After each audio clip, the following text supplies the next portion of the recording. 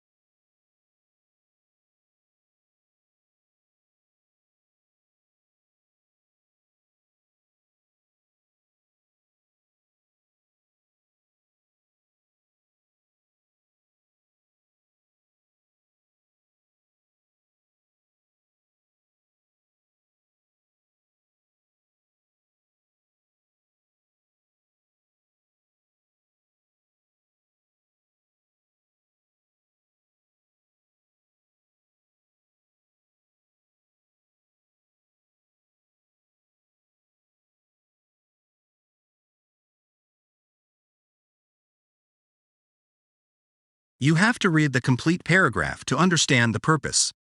Reading the underlined section will give you a clear understanding about the purpose. Let us read together. An integral part of asthma management is the development of a written asthma action plan by the person with asthma and/or their carer together with their doctor. An asthma action plan helps the person with asthma and/or their carer recognize worsening asthma and gives clear instructions on what to do in response. The process of developing a written asthma action plan is important, as this should be a discussion of the person's individual asthma and its management. The written plan is a reminder of that discussion. Written asthma action plans are one of the most effective asthma interventions available and have been shown to reduce hospital admission and emergency visits to general practice. Now, you should have understood that the purpose of the paragraph is to raise general practitioners' awareness of the value of asthma action plans. Let's look at the next question.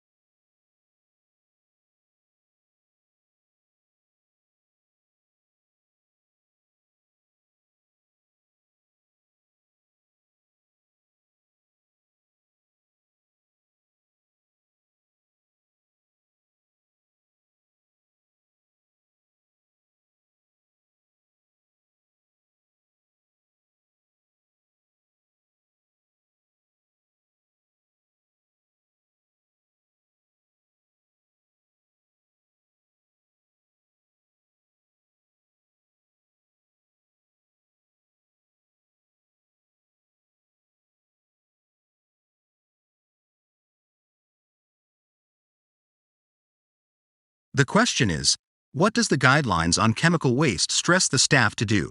Now, if you read the paragraph, you can see that unlabeled chemicals are increasingly difficult and very costly to dispose of and may require special analysis in order to identify them.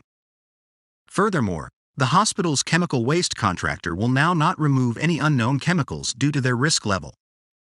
Every effort should therefore be made to ensure that all chemicals in use, in storage, or being prepared for disposal are fully labeled and described. If unidentified waste is discovered, you should immediately notify the hospital's designated waste contractor via the help desk and complete an incident form.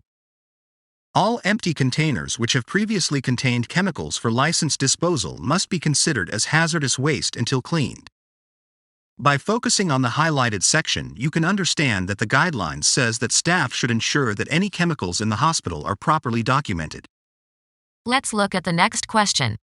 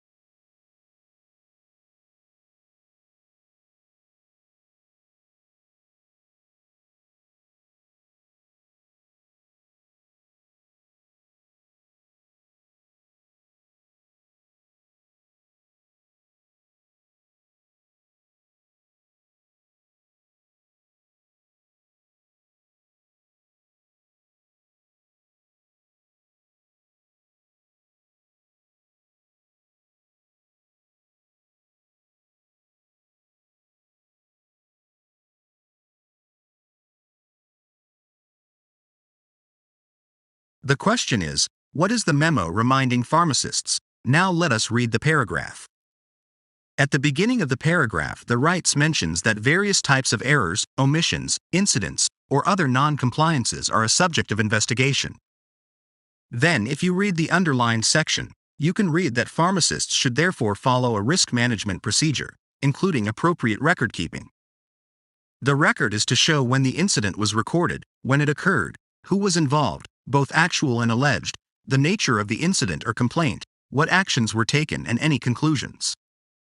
If contact was made with third parties, such as government departments, prescribers, lawyers, or professional indemnity insurance companies, details of the conversation should be recorded. Regardless of how serious the incident may appear, comprehensive detailed records need to be kept. The record should be kept for 3 years because of the delayed nature of some forms of litigation. Now, from the paragraph, you can understand that the paragraph mentions the rationale for documenting incidents and errors.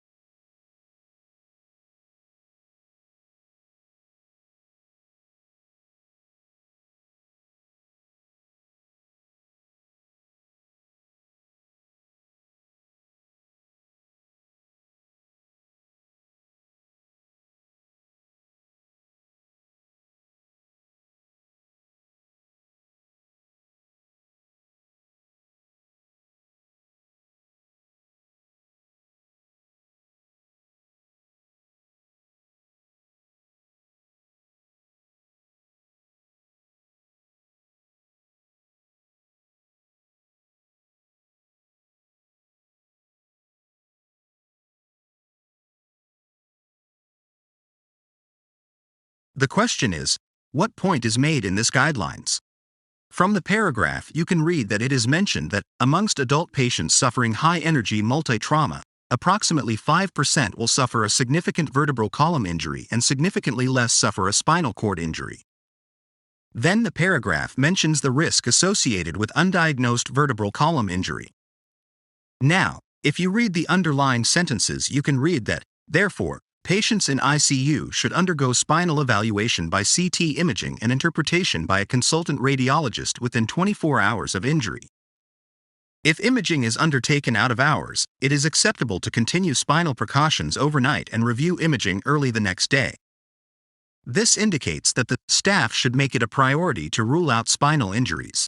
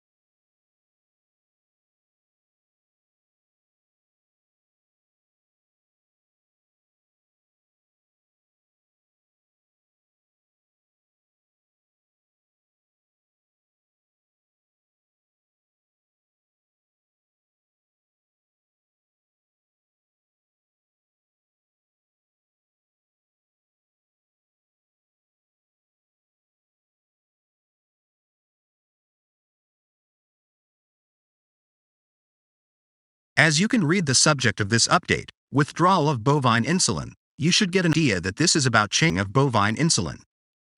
Now, if you read further, the first line says that bovine insulin preparations will shortly be withdrawn due to limited availability of the active ingredient. The second and the third lines mentions that people with insulin-treated diabetes who currently use bovine insulin preparations will continue to require insulin treatment and they will need to be changed to an alternative type of insulin. Then, if you read the remaining portion of the paragraph, you will understand that it talks about the problems that may be caused due to the change from bovine insulin to any other alternative. This suggests that the answer is option B, that says, users may experience difficulties when switching to alternatives.